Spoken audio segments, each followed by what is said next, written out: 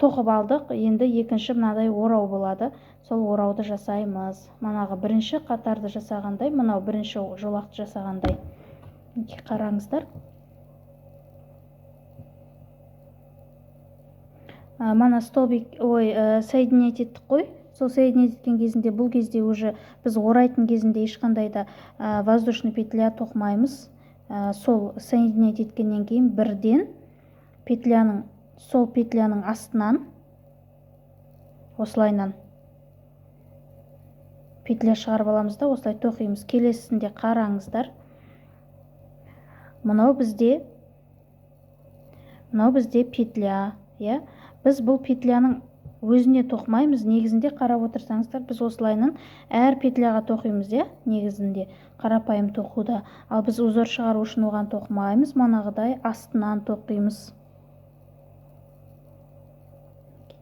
Мына петляның астынан тоқимыз.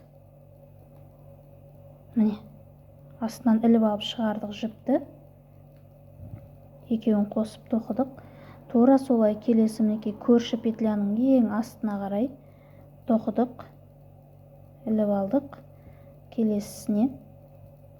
Енді мына жерде уже мына қатарда түсінікті, қайда жіберіп жатқанымыз.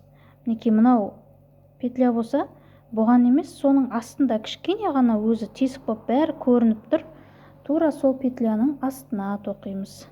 Мінекей әрбір кішкене ғана көрініп тұрған тесіктер сол орындары біздің петлялардың. Мінекей екіншісіне тоқимыз. Әр қарай тағы да үшіншісіне кете береміз. Тура осылай қыздар қатардың соңына дейін тоқисыздар. Мына жерге мінекей тығылып, уже бізде бұл бір орам петлясы шығып тұр. Яғни келесіге тоқимыз. Келесісі мына жерде. Осылай қыздар біз екінші жолақты тоқып жатырмыз. Қатардың соңына дейін тоқимыз. Соединить етіп аламыз, біріктіріп аламыз. Және де әр қарай бір воздушный петля тоқып, қайтадан столбики безнакида тоқимыз. Одан кейін тағы да осылай орауды бастаймыз. Қыздар, енді әр қарай көрсетпей ақ қояйын, мінекей түсінікті болып жатыр ғой. Астындағы петляның астындағы тесікке осылай тоқып аламыз. Бұл бізде екінші. Мінекей мынау екінші жолақ тоқылып жатқан. Енді үшінші жолақты қыздар өздеріңіз тоқыңыздар, соединять етіп алыңыздар. Тоқып болғаннан кейін мынау осындай үш жолақ болу керек.